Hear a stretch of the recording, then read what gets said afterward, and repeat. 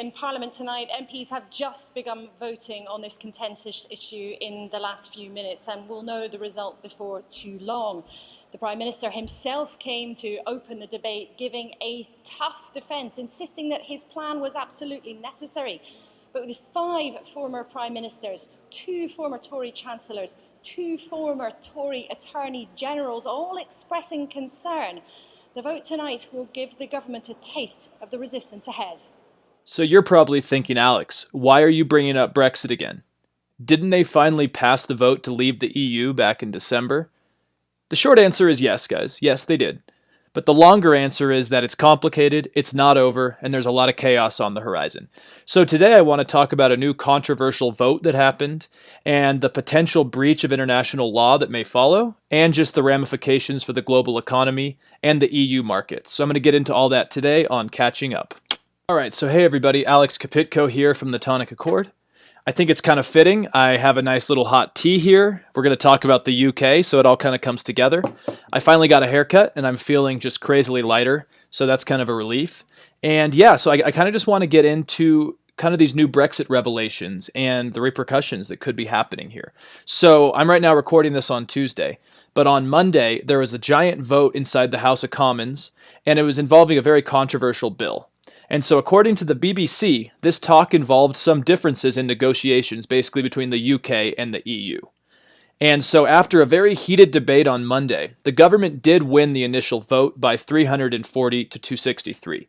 Now I want to make it clear that this is nothing surprising, mainly because the Tory government is in power under Boris Johnson and they have a majority. So obviously in the House of Commons, it's pretty easy to get this passed. But now it's going to be more difficult as this bill goes ahead.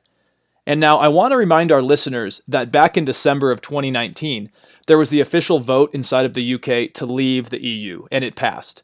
So now over this next year before 2021 is the process of actually negotiating the exit from the EU, and things are not going well. So for our listeners who are viewing on YouTube, I actually want to now pull up this article from the BBC that actually talks about the process. So the process basically, let me see here.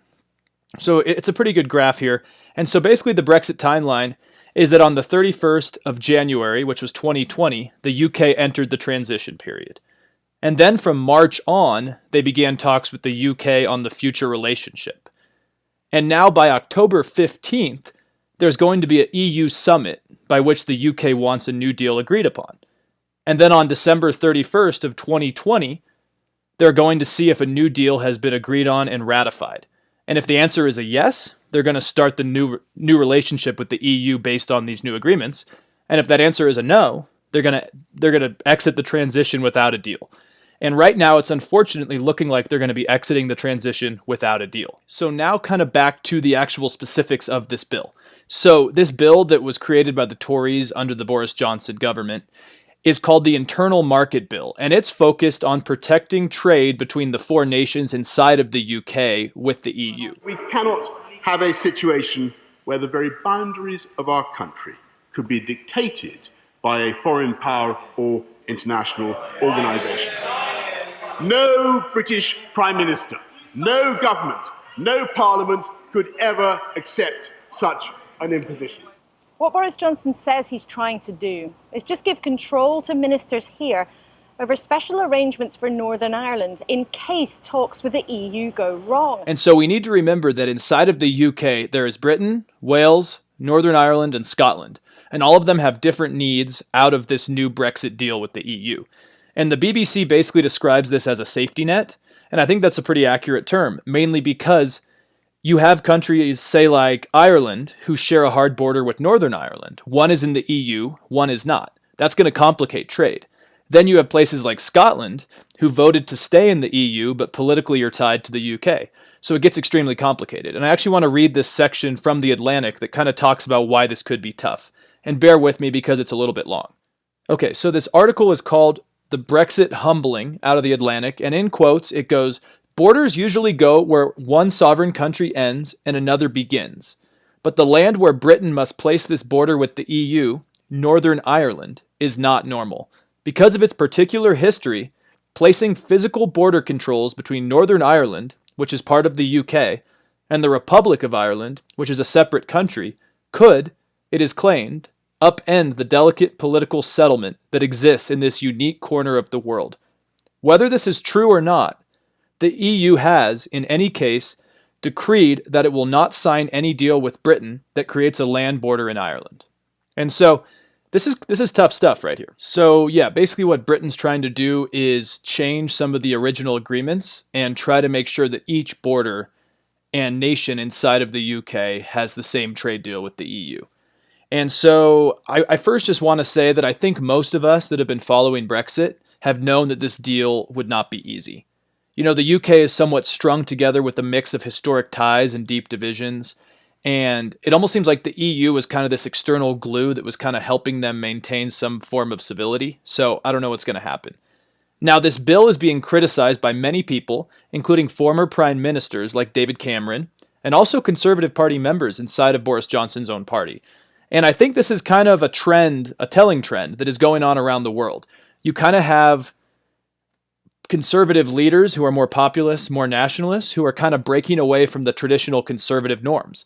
And you know, a lot of traditional conservative norms involve open markets, free trade, globalization. And so this is kind of a break, and I'm just worried it could be significant. And this is just another part of that whole machine that's happening. But also this bill now is being criticized because it may be breaking international law and precedent. And that I think here is the main problem. We need to remember that the withdrawal agreement that was created in January after the actual vote to leave the EU, so back in, January of 2020, this is international law. You know, this is a fully functioning international treaty, and that makes it obviously legally binding. And so this is problematic because this internal market bill basically wants to discredit and disapply the previously agreed on rules between Northern Ireland and Ireland. And so this is basically violating the agreement with the EU that is currently in place. And so if the UK backtracks on this legally binding treaty, we could see a lot of repercussions from around the world. And time is running out with this agreement, so we could just see a no deal. I think that's ultimately what could happen here, and it's kind of scary. But now there's another bigger problem, and I think it's more of a macro problem related to this deal and maybe the new precedent it could set. The Economist brings up a great point. And this point is that Britain has always been kind of a leading figure in international law and order, right? For the last, centuries on centuries, Britain has always been part of the international order. And now they are kind of sending somewhat of a careless and dangerous message to the world. It basically is going to encourage other countries that they can break international law. I mean, if Britain can do it, everyone else can do it. And so I imagine this could encourage people like Vladimir Putin or Xi Jinping to disobey and clash with international norms, maybe more than they already have. And so last week I saw some reports out of China on the UK's current situation, and they were kind of supporting it and applauding what the UK is trying to do. And, you know, China's quite opportunistic, and I almost feel like they could be inspired to act more unlawfully, maybe in places like Hong Kong. Maybe they're going to make their new security law, they're going to ramp it up, make it worse. Especially when they they can just call European countries hypocritical on this. And, you know, closer to home, I also think this could be a dangerous precedent for places like Spain. Now, for people who don't know, Spain gave over Gibraltar, which is in the south of Spain, to Britain in 1713. And who knows, maybe Spain's going to see this as a time to try to get back Gibraltar. You know, there's a lot of things like that could really be nightmarish if we let it go too unchecked. You know, opportunism is growing around the world, and without international norms and accountability with international law, what's left? So kind of my closing takeaway here is that I don't think the UK is ever going to officially leave the EU. Boris Johnson knows that politically he must, because that's literally probably the main reason why he's prime minister right now. But I feel like many politicians and voters may be just hoping to wait this out. Now, obviously, I'm not an expert on how that could happen, but I think if enough time passes, maybe there could be different agreements that are reached when a new leader comes in. I don't know. But I feel like poor leadership and just one failed policy after another have left the UK with this pending international defeat. And it's going to be humbling, and it's going to be detrimental, I think, to the nation as a whole. So I just want to thank you guys for listening again. Take care. You can check us out on YouTube, Podbean, Apple Podcasts, iTunes, and all those third-party sites, as well as our website, thetonicaccord.com. And take care. Have a great day.